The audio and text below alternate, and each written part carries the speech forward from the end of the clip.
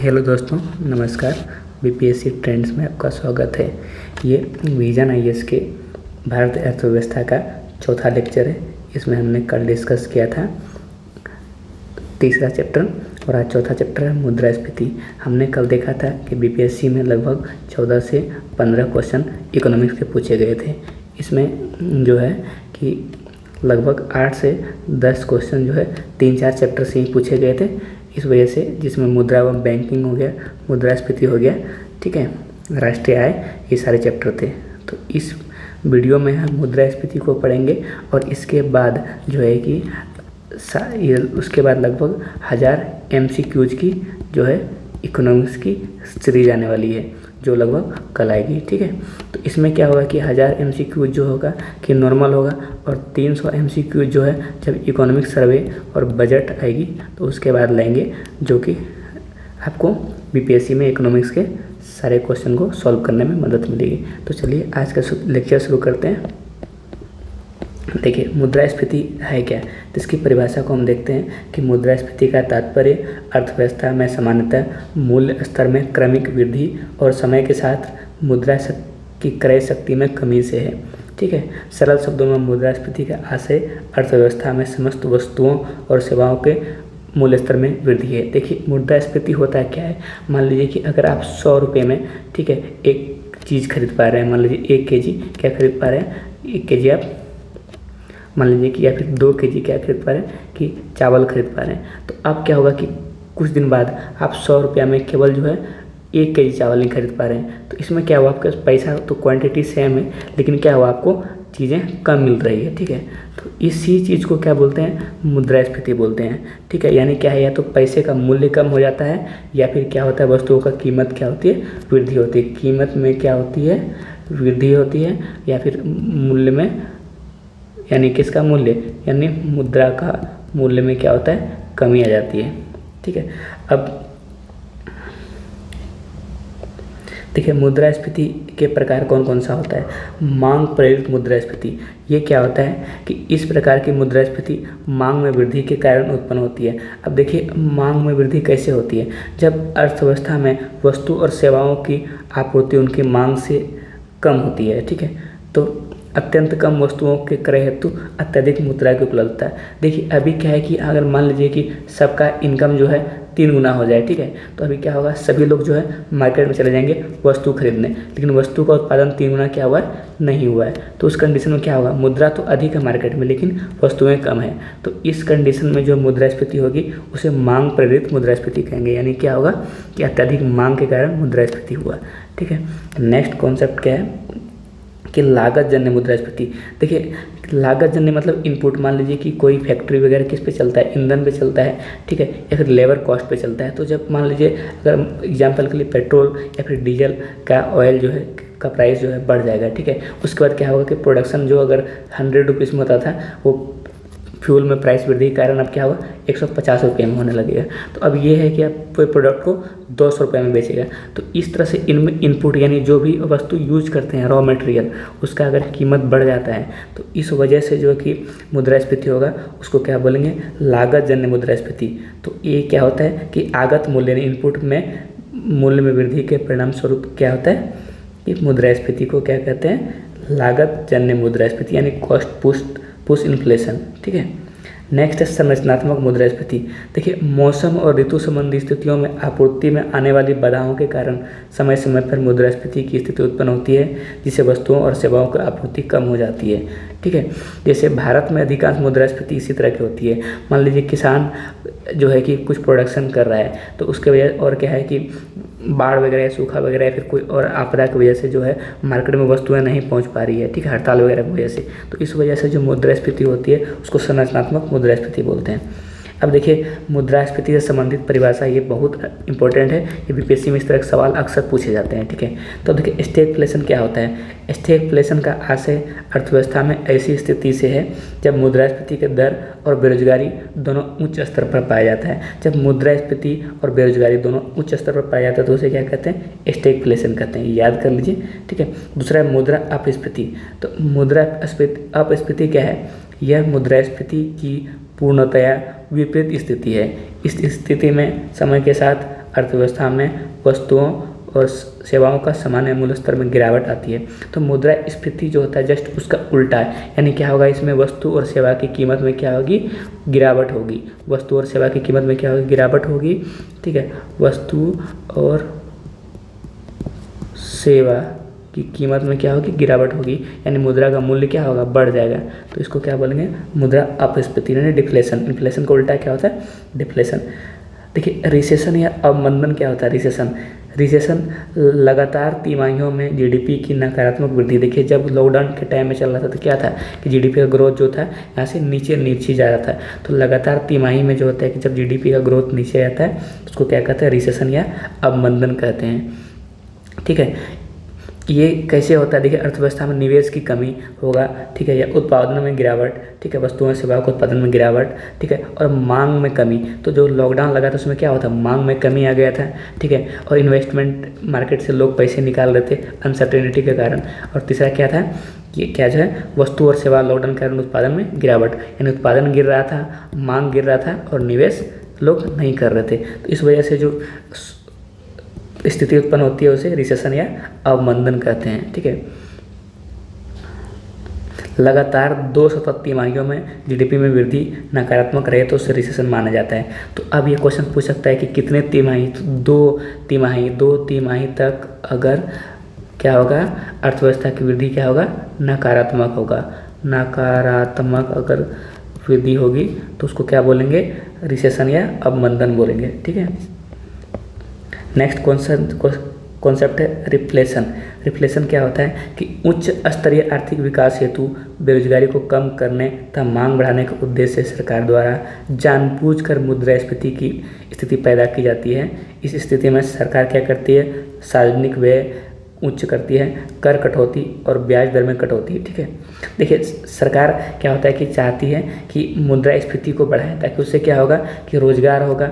ठीक है, सृजन होगा और उत्पादन में वृद्धि होगी, आयात निर्यात में वृद्धि होगी। तो उसके लिए सरकार क्या करती है, सार्वजनिक व्यय यानी पब्लिक एक्सपेंडिचर जो है, यानी विभिन्न योजनाओं पर ज़्यादा खर्च करेगी। और ब्याज दर जो है, ब्याज दर कटौती करता है, उससे क्या होता है, और कर में कटौती करता है। तो उससे क्या होता है, जो स्थिति उत्पन्न होते हैं उसे रिफ्लेशन कहते हैं। ठीक है, देखिए मुद्रास्फीति के क्या क्या कारण हो सकता है। देखिए मुद्रास्फीति के एक कारण है मांग प्रेरित कारण।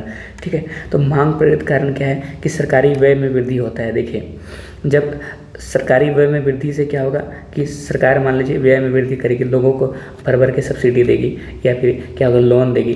ठीक है, या फिर योजना, या फिर वस्तुओं सेवाओं का मुफ्त वितरण करेगी। उससे क्या होगा कि वस्तुओं को मांग एवं सेवाओं में वृद्धि होगी। ठीक है, इस वजह से क्या होगा, जब मांग में वृद्धि होगी तो मूल्य में भी वृद्धि होगा। तो इस सरकारी व्यय से जो होगा जनता के पास अधिक मुद्रा होगा।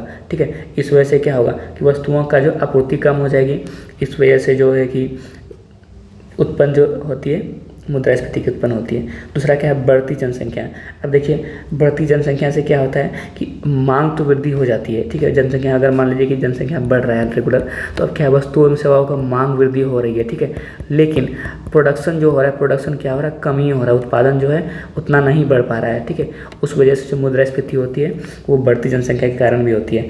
तीसरा है काला धन के कारण। ठीक है, काला धन से क्या होता है कि अनाज, दाल, चावल, देखिए क्या होता है कि लोग स्टोर कर लेते हैं। जैसे देखते हैं अपना, अचानक से प्याज का दाम बढ़ जाता है, आलू का दाम बढ़ जाता है, लोग क्या करते हैं उसको स्टोर कर लेते हैं। ठीक है, यानी ब्लैक में जब थोड़ा सा प्राइस हाइक हो जाए तो उसके बाद वो फिर से वो निकालते हैं इधर। ठीक है, तो इस तरह से काला बाजारी के कारण भी क्या होता है, मुद्रास्फीति होता है।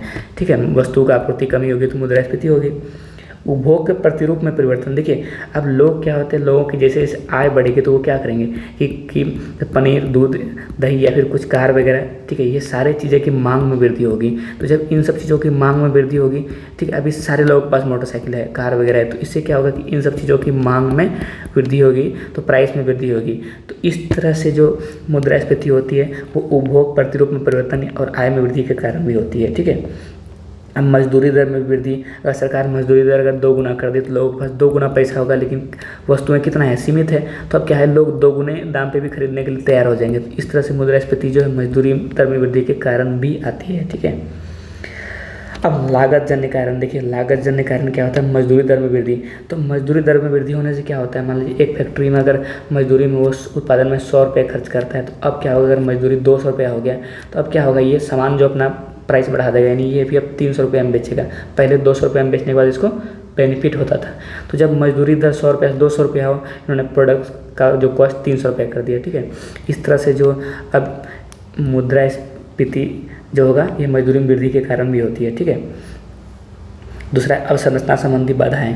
देखिए, उचित सड़क का अभाव, विद्युत जल की कमी आदि अगर होगा तो क्या होगा, उससे क्या होगा कि उत्पादन लागत बढ़ जाएगी, ठीक है। मान लीजिए फैक्ट्री में इलेक्ट्रिसिटी चाहिए इसको, ठीक है, जल चाहिए, वाटर चाहिए कपड़े उत्पादन के लिए, एग्जाम्पल लें हम, ठीक है। और या फिर क्या है कि रास्ता, उचित सड़क वगैरह नहीं हो, तो उससे क्या होगा, इस कंपनी को कठिनाई होगी, ज़्यादा एक्सपेंडिचर करना पड़ेगा, इससे इसका लागत बढ़ जाएगी। इससे क्या होगा कि मुद्रास्फीति आएगी। इन अवसंरचना संबंधी बाधाएं से भी मुद्रास्फीति आती है। मौसमी एवं चक्रीय कारणों से उतार चढ़ाव। असफल मानसून, अगर मानसून असफल होगा तो क्या होगा, खाद्यान्न वगैरह का उत्पादन कम हो जाएगा, लेकिन जनता तो उतना ही है, तो क्या होगा, उससे लोग ज़्यादा दाम में खरीदने के लिए तैयार हो जाएंगे वस्तुओं को। तो उससे क्या होगा, मानसून असफलता यानी मौसम के कारण के द्वारा भी क्या होगा कि मुद्रास्फीति के उत्पन्न होती है, ठीक है। नेक्स्ट क्या है, मुद्रास्फीति का परिणाम क्या क्या होता है। देखिए, ये काफ़ी इंपॉर्टेंट है, पूछता है इनमें से कौन सा मुद्रास्फीति का परिणाम नहीं है। ये वीडियो बहुत इंपॉर्टेंट है, ठीक है। कुछ क्षेत्रों में रिसेशन से क्या होगा, मूल्य में वृद्धि के कारण उनकी मांग में कमी आ जाती है, परिणाम स्वरूप अर्थव्यवस्था के कुछ क्षेत्रों में रिसेशन की उत्पत्ति होती है। देखिए, अब क्या है कि मूल्य में वृद्धि हो जाएगा, उससे क्या होगा, गरीब लोगों का आय तो सीमित है, वो क्या है, चीज़ों को नहीं खरीद पाएंगे। तो उससे क्या होगा, जब चीज़ें नहीं खरीद पाएंगे तो वो चीज़ें बिना बिकी रह जाएगी, अनबिकी रह जाएगी, ठीक है। तो उस वजह से क्या होगा कि मांग में जो है कमी आएगी, यानी उससे रिसेशन यानी मंदी की स्थिति उत्पन्न होगी। कर्मचारियों पर प्रतिकूल प्रभाव। देखिए, जिनकी सीमित सैलरी होती है, मान लीजिए कि अगर किसी की सैलरी 15,000 रुपये महीना है, ठीक है, उससे क्या होगा कि मुद्रास्फीति बढ़ रही, चीज़ों का दाम बढ़ जा रहा है, तो उससे क्या होगा कि सीमित सैलरी वाले को जो होता है मुद्रास्फीति के कारण क्या होता है, नुकसान होता है।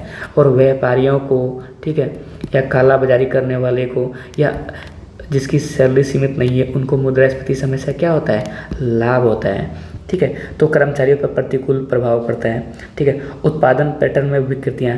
देखिए, अब क्या है कि लोग अगर मान लीजिए कि अगर 100 रुपीज़ कमा रहे हैं, ठीक है, अब वो क्या कर रहा है कि 20 रुपये सेविंग कर रहा है, ठीक है। इससे क्या हो रहा है कि वो कुछ एसेट क्रिएट कर रहे हैं, मान लीजिए ज़मीन खरीद रहा है या फिर वो फैक्ट्री लगवा रहा है, ऐसा कुछ सेविंग कर करके, ठीक है, शेयर मार्केट में इन्वेस्टमेंट कर रहा है। अब वो बेचारा क्या है कि 100 रुपये की चीज़ें जो 80 रुपये में चल पाता था काम उसका, अब वो 120 रुपया लग रहा है, ठीक है। तो उससे क्या होगा कि ये सारे इनकम का पार्ट उसको खाने पीने पर ही खर्च करना पड़ेगा। जब वो आदमी खाने पीने पे ही खर्च करेगा तो उसकी सेविंग नहीं हो पाएगी। जब सेविंग नहीं हो पाएगी तो क्या होगा, मार्केट में पूंजी की कमी होगी, उससे क्या होगा, अर्थव्यवस्था में क्या होगा कि मंदी की स्थिति होगी और उत्पादन पैटर्न में विकृतियाँ उत्पन्न होगी। उद्योग में तथा वृद्धि के लिए ऋण की उपलब्धता का प्रभाव। जैसे मैंने पहले बताया कि लोग पैसे मार्केट में इन्वेस्ट नहीं कर पाएंगे, बचत नहीं कर पाएंगे, तो ऋण कहाँ से मिलेगी, ठीक है।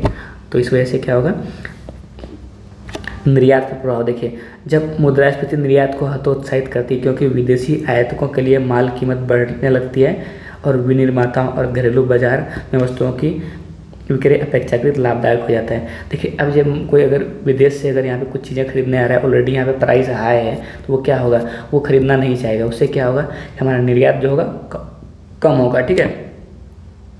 और उससे क्या होगा कि देखिए, अगर मान लीजिए कि भारत में कार का निर्माण हो रहा है, उसमें प्राइस मुद्रास्फीति के कारण बढ़ गया, अब विदेशों में कार सस्ता है, तो वो क्या होगा, अब यहाँ आयात में वृद्धि होगी, क्योंकि यहाँ पे लोग कार ला के बेचेंगे। तो इससे क्या होगा कि जब मुद्रास्फीति होता है तो उससे आयात क्या होता है, आयात बढ़ जाता है, और आयात क्या होता है, आयात बढ़ जाता है, और निर्यात क्या होता है, कम हो जाता है, ठीक है। तो ये कॉन्सेप्ट है। विदेशी मुद्रा पर प्रतिकूल प्रभाव। देखिए, अब जब निर्यात कम होगा, ठीक है, और आयात अधिक होगा, उससे क्या होगा कि मूल्यह्रास होगा, डिप्रिसिएशन होगा, ठीक है। तो उससे क्या होगा कि विदेशी मुद्रा की मांग बढ़ जाती है, ठीक है। इस वजह से विदेशी मुद्रा भंडारण पर प्रतिकूल प्रभाव पड़ता है, ठीक है। बचतों का हतोत्साह। देखिए, अब जब मूल्य में क्या होगा कि कमी आएगी, मुद्रा के मूल्य में चीज़ों के दाम बढ़ जाएगी, ठीक है। उससे क्या होगा कि अनसर्टेनिटी यानी क्या होगा, अनिश्चितता का माहौल रहता है मार्केट में। उस वजह से क्या करते हैं लोग, इन्वेस्टमेंट करने से बचते हैं, ठीक है। आमदनी का असमान वितरण। अब देखिए गरीब बेचारे के क्या क्या प्राइस में वृद्धि के कारण क्या होता है, वो चीज़ों को सही से खरीद नहीं पा रहे हैं और एक तरफ क्या कालाबाजारी करके जो लोग हैं अपने आय को बढ़ा रहे हैं। तो उससे क्या होगा, ये लोग और भी अमीर बन जाएंगे और गरीब लोग क्या होंगे, और भी गरीब बन जाएंगे। तो इससे क्या होगा, आमदनी का असमान वितरण होगा। अब भ्रष्टाचार को बढ़ावा कैसे होगा, देखिए अब कुछ चीज़ें की कालाबाजारी होगी, ठीक है, कालाबाजारी, रिश्वतखोरी इत्यादि, जमाखोरी, ये सब क्या होगा, भ्रष्टाचार को बढ़ावा मिलेगा। राजकोषीय घाटे में वृद्धि। अब सरकार जो है कि मुद्रास्फीति के कारण जो है कि ऋण भी महंगा हो जाएगा, इस वजह से राजकोषीय घाटा जो है बढ़ जाएगी, ठीक है। अब देखिए मुद्रास्फीति रोकने के लिए कौन कौन से उपाय किया जाता है। देखिए मुद्रास्फीति करने के लिए जो मौद्रिक उपाय, मौद्रिक नीति कौन जारी करता है, पिछले वीडियो में मैंने डिस्कस किया था कि ये आरबीआई का टूल है, ठीक है, आरबीआई का उपकरण है। तो आरबीआई क्या करता है, कठोर मौद्रिक नीति अपनाता है। पूछेगा कि मुद्रास्फीति में कौन सी मौद्रिक नीति, तो कठोर मौद्रिक नीति। मुद्रास्फीति में कौन सी नीति अपनाई जानी चाहिए, कठोर मौद्रिक नीति। और आरबीआई बैंक दर, रेपो दर, ठीक है, इत्यादि में वृद्धि कर सकता है। SLR, ठीक है, CRR, ठीक है, और BR यानी बैंक रेट, ये सब में क्या करेगा, आरबीआई क्या करेगा, वृद्धि क्यों करता है, मुद्रास्फीति को नियंत्रित करने के लिए। किसके लिए, मुद्रास्फीति को नियंत्रित करने के लिए। इससे क्या होगा, जनता के पास जो है मुद्रा की यानी करेंसी की क्या होगी, कमी हो जाएगी, करेंसी की क्या होगी, कमी हो जाएगी, और इस वजह से क्या होगा, मुद्रास्फीति नियंत्रित हो जाएगी। राजकोषीय उपाय में सरकार क्या क्या करता है, देखिए राजकोषीय उपाय में सरकार क्या करता है कि योजनाओं में होने वाले व्यय, यानी जो योजना में व्यय था उसको क्या कर देगी, वो कम कर देगी। उससे क्या होगा, जनता के पास पैसा कम पहुंचेगी, ठीक है। और सरकार कर की दरों में वृद्धि करती, और कर के दरों में अगर वृद्धि होगा तो क्या होगा, कर का दर में वृद्धि होने से सरकार के पास लोग टैक्स देंगे, तो उससे क्या होगा, मार्केट में मुद्रा की कमी होगी। उस वजह से क्या होगा, मुद्रास्फीति नियंत्रित हो सकता है, ठीक है। अब प्रशासनिक उपाय क्या कर सकते हैं, देखिए पहले क्या होता था कि प्याज का दाम अचानक से नवंबर में, अक्टूबर में बढ़ जाता था, सेम, ठीक है, टमाटर का दाम।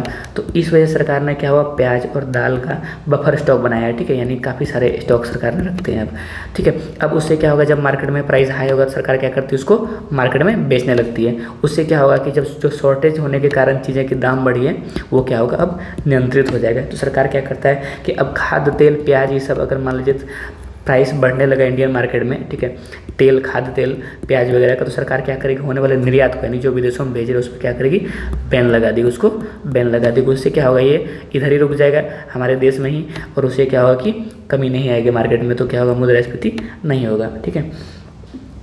ये चीज़ें हैं। नेक्स्ट है कि मुद्रास्फीति के मापने के लिए क्या क्या किया जाता है, WPI यानी थोक मूल्य सूचकांक बोलते हैं, CPI यानी कंज्यूमर प्राइस इंडेक्स यानी उपभोक्ता मूल्य सूचकांक, और SPI यानी सेवा मूल्य सूचकांक। ये तीनों से क्या करते हैं, हम मुद्रास्फीति को मापते हैं, ठीक है। और देखिए WPI जो है मासिक अंतराल पर मापी जाती है, ठीक है।